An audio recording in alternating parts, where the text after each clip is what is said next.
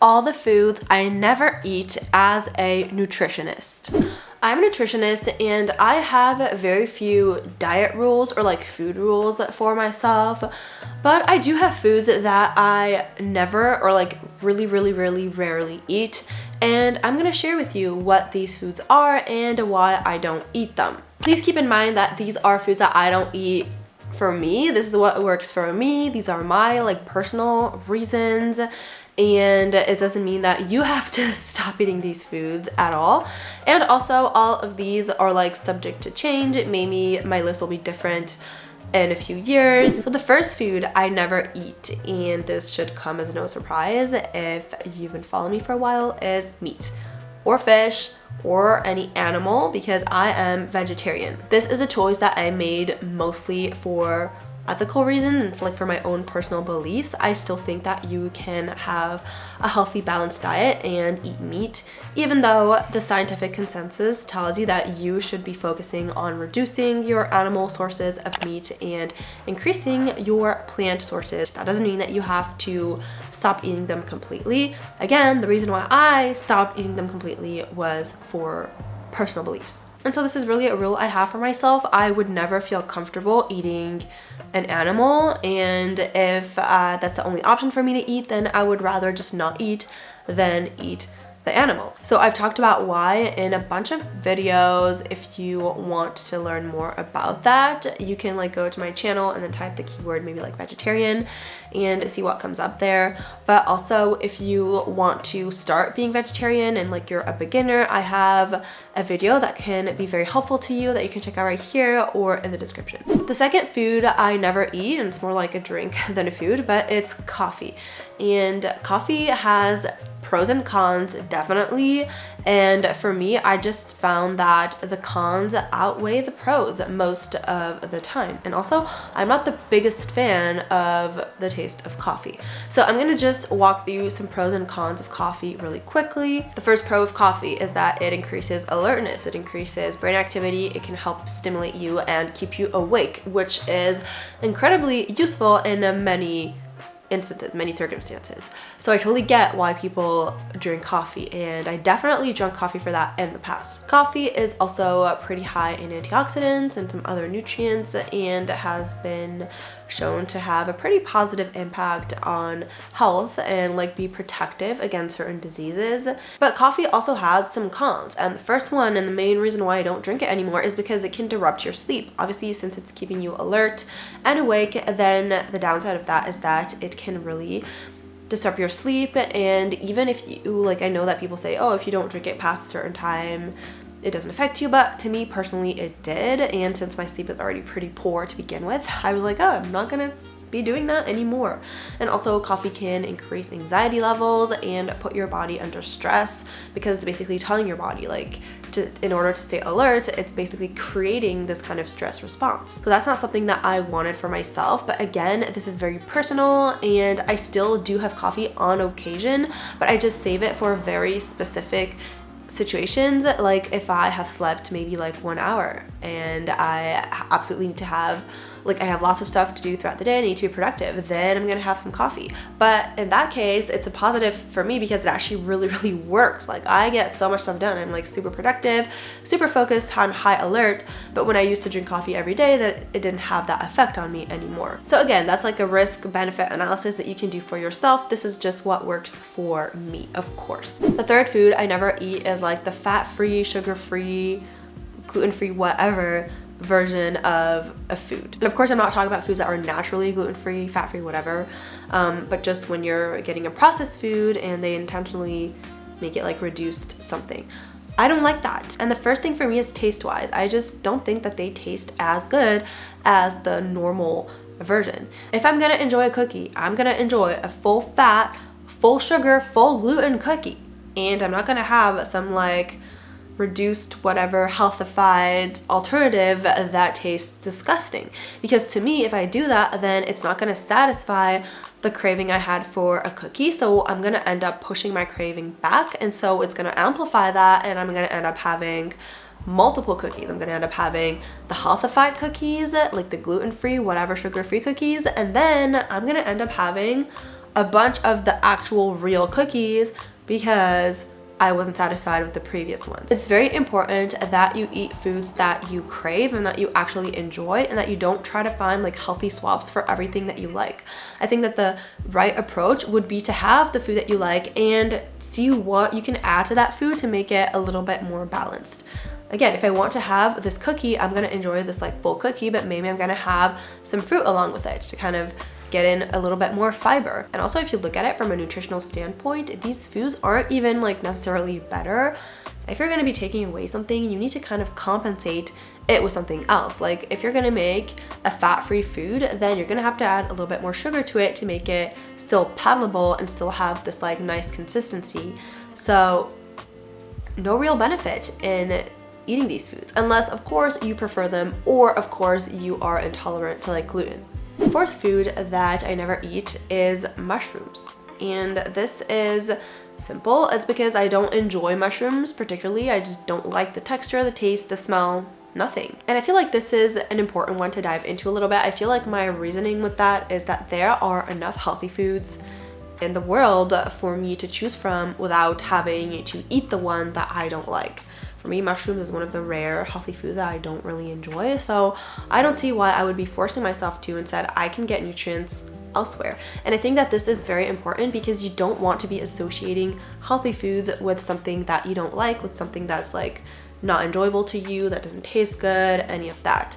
Because then that's going to fuel this cycle that junk food and treats and all of these foods, sweet foods, they are good, like you like the taste, but they're unhealthy, and so it's just gonna be like this negative restrictive cycle.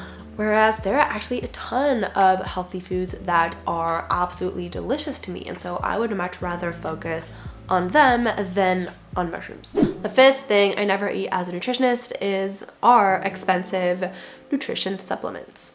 I really believe that you can find all you need in food except B12 for vegans, and like there are other like certain exceptions, but in most cases you don't need to be getting all of these supplements. And also I specify like expensive ones because there's always going to be a few supplements that are pretty cheap that are going to be like recommended by your doctor or something like that, that are actually going to be beneficial and can contribute to your healthy healthy balance of nutrition and contribute to your health.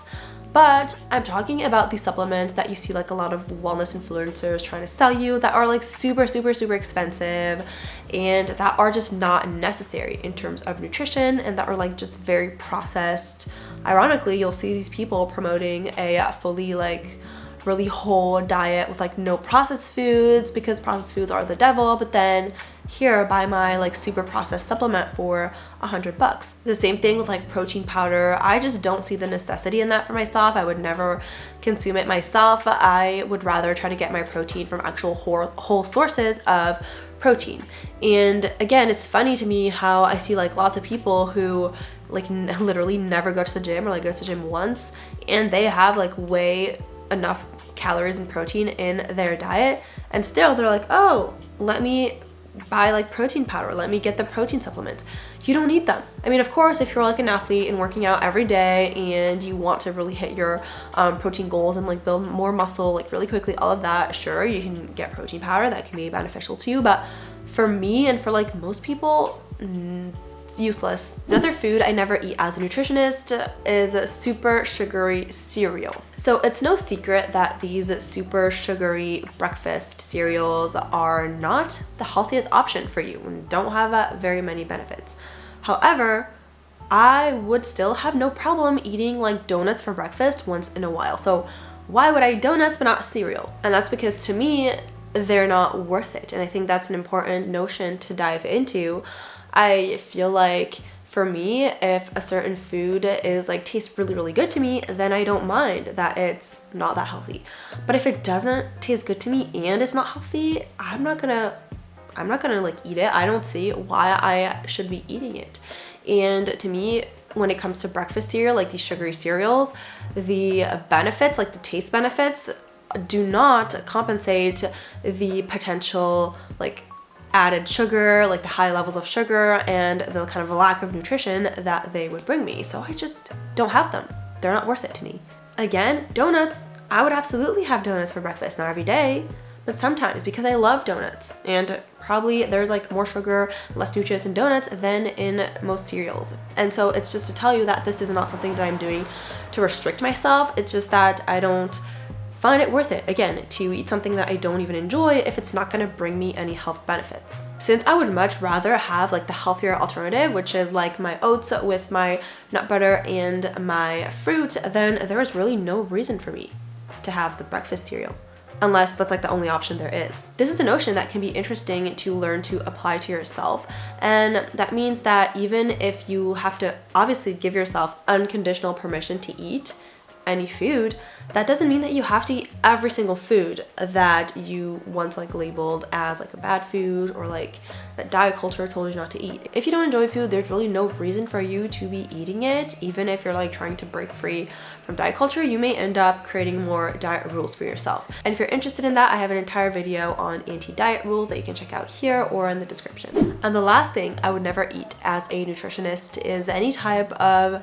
detox, tea, cleanse, juice, whatever. I feel like now people are starting to understand a little bit that these things are not beneficial, which is good, but there's still this overwhelming majority of people who think that the only way to like detox yourself is to drink this super expensive tea, or like go on this cleanse, or like do that, when you don't need to do that, because your body is already naturally detoxifying you through your livers and your kidneys. And all you need to do if you want to detox, and what I do if I want to detox, is make sure that I eat healthy meals, that I eat plenty of fiber rich foods, and that I am good on like probiotics, and like not necessarily supplements, I mean like probiotic foods, and that I drink plenty of water. That's it. That's all you need to do for your body to detox itself. You do not need to go on some expensive cleanse or juice. And the issue with this is not only is it useless, it can actually even be harmful in some cases, because you can have teas that are like super strong laxatives. It's just gonna make you like poop out everything, and you can find yourself being severely dehydrated with no nutrients and like underfed, and it's just like not a positive experience. So please don't do this. Please just focus on eating healthy, balanced meals, upping your fiber if you really feel like you need a detox. That's it. Your body can do its job. You don't need the expensive supplements. There are no toxins that you need to get rid of. Don't worry. Setting food rules for yourself. So I want to talk about this a little bit, because I don't think that you should be setting like really strong rules for yourself. It should be more like guidelines, suggestions, depending on your way of eating, your preferences, your allergies, like your ethics, all of these things. And they should be flexible in most cases. Going back to my example, I'm currently flexible on all of these except the first one, which is I wouldn't eat like meat or fish.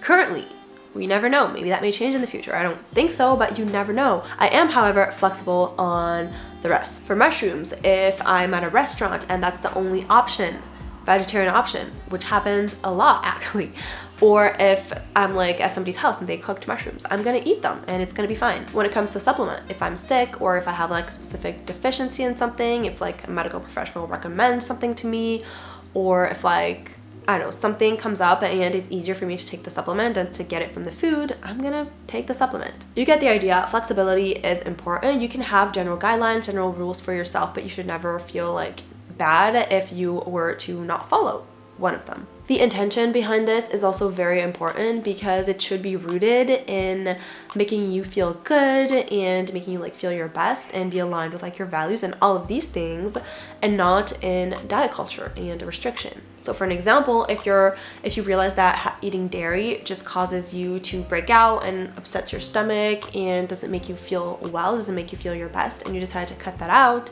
that's a very good reason to do that. It's a good reason to have that rule.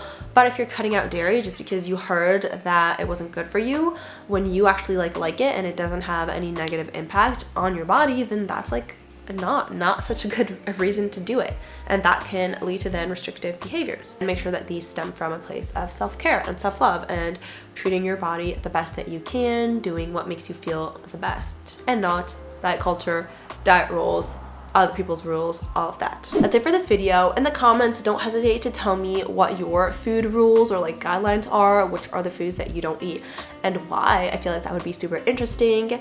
And if you enjoyed this video, don't forget to like it and subscribe, and see you on my next one. Bye.